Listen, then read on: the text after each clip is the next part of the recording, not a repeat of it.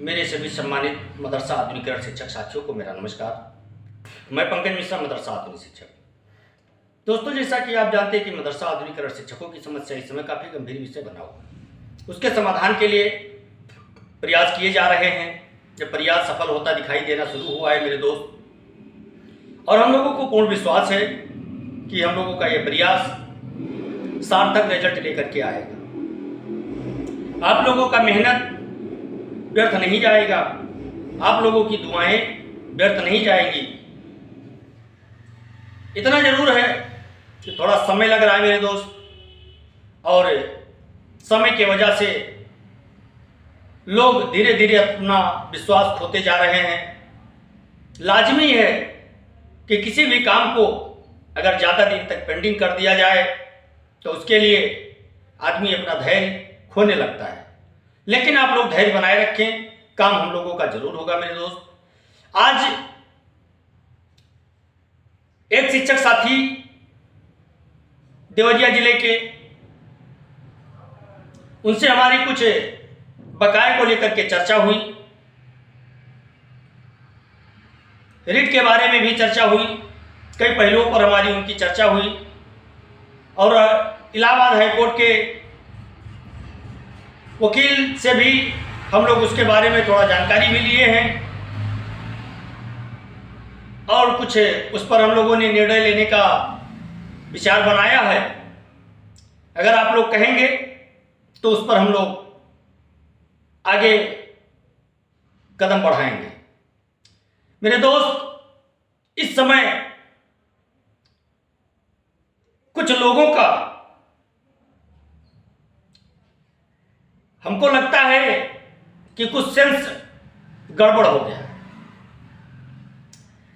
मुझे ये शब्द नहीं कहना चाहिए, लेकिन मुझे कहना पड़ रहा है कि उनकी सोच जिस तरह से है वो काफी भयानक है, काफी कट्टरपंथी सोच है। आज एक ग्रुप पर आप लोगों ने देखा होगा, महफूज भाई के ग्रुप पर, जो मदरसा आधुनिकीकरण टीचर के नाम से वो ग्रुप बना हुआ है, उस पर आपने देखा होगा 2-3 शिक्षकों से हमारी नोकझोंक हुई है पोस्ट के माध्यम से।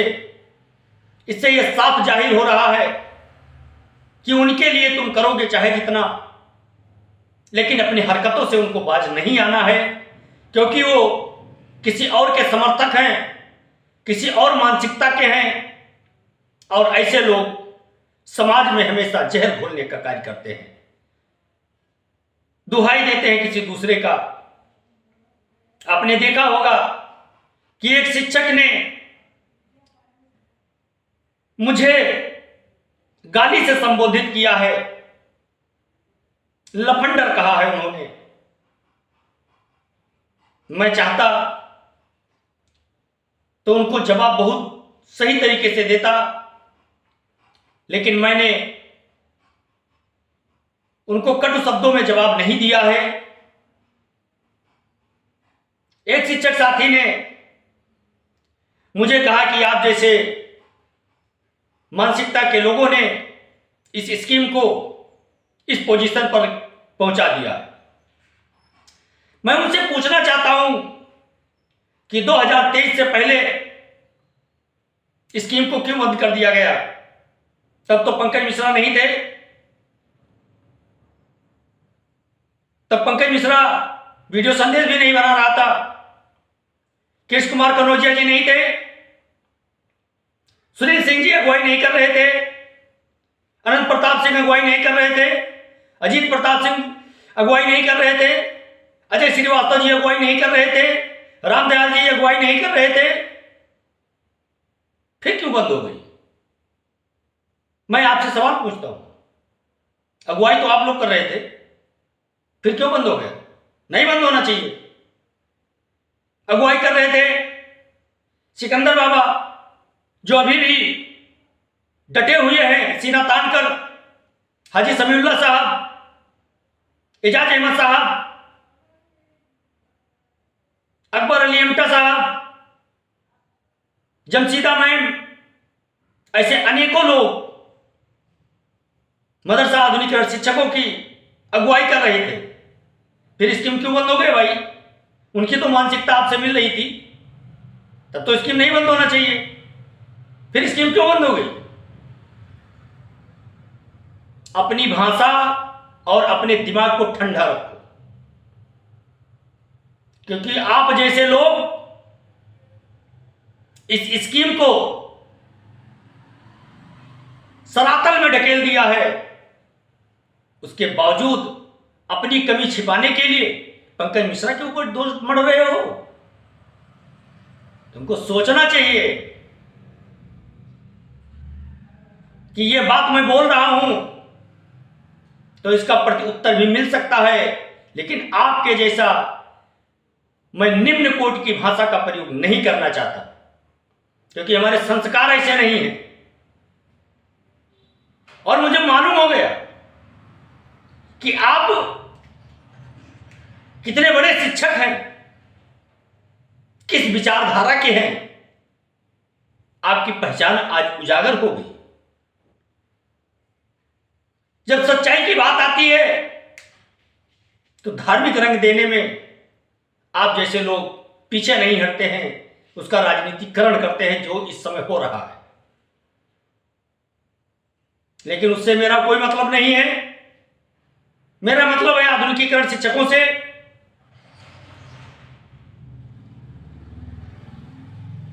मन तो करता है कि सब कुछ छोड़ दिया जाए, लेकिन फिर सोचते हैं कि कुछ ही लोगों की वजह से ऐसा कदम उठाना उचित नहीं होगा। लेकिन ऐसे अगर वार्तालाप होते रहेंगे तो भैया आप एजेंट बनते रहिए, चाहे पीएफआई के बने, चाहे किसी और संगठन के बने, उससे मुझसे कोई लेना देना नहीं रहेगा। हम अपने में मस्त, आप अपने में मस्त।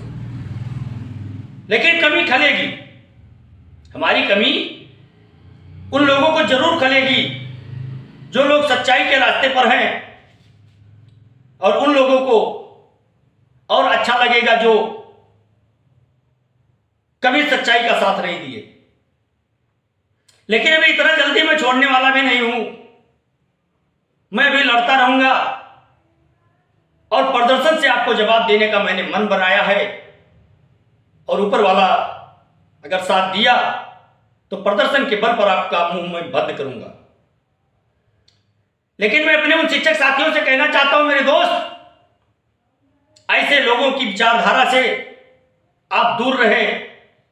ये समाज के वो कीड़े हैं जो थोड़ा थोड़ा करके डसना शुरू करते हैं, और जब इनका दिन आता है तो पूर्ण रूप से अपने आगोश में ले लेते हैं। इसलिए मेरे दोस्त, ऐसे नफरती मानसिकता वाले लोगों से आप लोग दूरी बनाए तो अच्छा रहेगा। इनको कोशिश करना चाहिए स्कीम चलाने की। इनको कोशिश करना चाहिए कि किसी तरह से इन मदरसा आधुनिकीकरण शिक्षकों के जीवन को खुशहाल बनाया जाए, किसी तरह से इनकी परेशानियों को कम किया जाए। लेकिन उन्होंने ये मन बना लिया है कि पंकज मिश्रा कोई भी शब्द बोलेगा उसका मैं निगेटिव जरूर बनाऊंगा। मेरे दोस्त, हमको लगता है कि हमको भी मात्र 2 साल हुए आए हुए इस मैदान में। हालांकि मैं पढ़ाता हूं 2014 से, लेकिन मैं इन कुछ चक्रों में नहीं पढ़ता था। लेकिन जब मैंने देखा कि सभी लोग शांति रूप से बैठे हुए हैं, तो मैंने एक क्रांति की चिंगारी छेड़ी थी, और उस चिंगारी से मेरा घर भी जला था मेरे दोस्त। लेकिन उनका सोच है कि मेरे कंधे पर बंदूक रख करके और दागा जाएगा, तो ये उनकी गलत सोच है। मैं कभी गलत चीजों का समर्थन नहीं कर सकता, इतना ध्यान रखना महाशय जी। आपको सोचना चाहिए कि जो काम आपको करना चाहिए वो काम मैं कर रहा हूं। हमेशा से नफरत की राजनीति राजनीति करने वालों का साथ दिया है।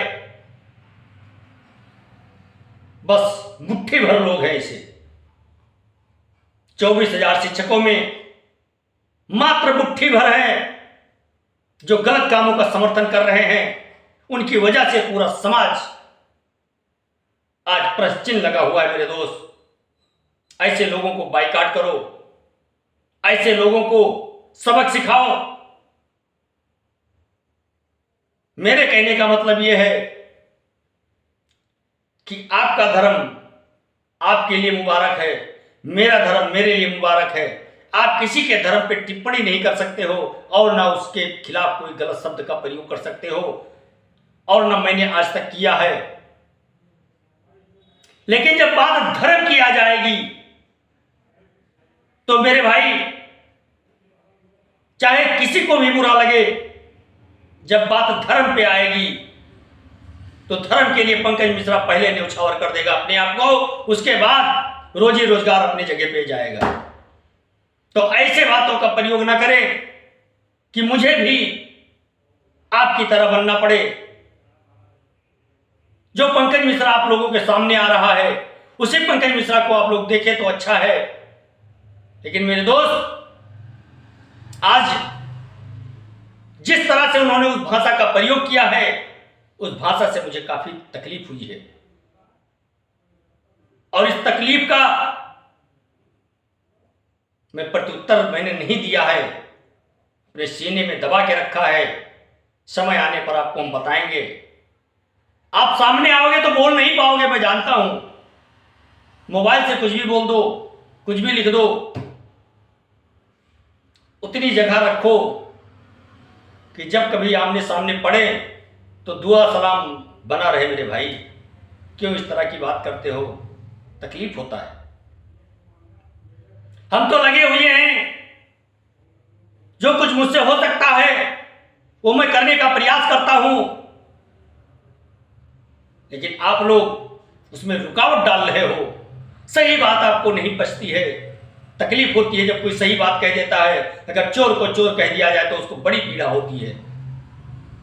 लेकिन मैं कहता रहूंगा, चोर को चोर कहता रहूंगा, जितनी पीड़ा होनी है हो जाए, मुझे फर्क नहीं पड़ता है। बस मुझे फर्क इस चीज का है कि सरकार की बेरुखी की वजह से आज मदरसा आधुनिकीकरण शिक्षक दर दर ठोकर खाने को मजबूर है, और उसमें कहीं ना कहीं आप लोगों की भी वजह से है। मेरे दोस्त, वीडियो लंबा हो रहा है, कुछ अपडेट और हैं, सुबह के वीडियो में आपको बताएंगे। तब तक के लिए मुझे अनुमति दीजिए। अगर मेरी बातों से किसी और को भी तकलीफ हुई हो या मेरी बातों से किसी भावनाओं को ठेस पहुंची हो, उसके लिए मैं क्षमा चाहता हूं, क्योंकि जो सामने आया, जो सामने मैंने देखा, उसको कह दिया। मेरे भाई, आज के लिए बस इतना ही। नमस्कार, जय हिंद, जय भारत, भारत माता की जय।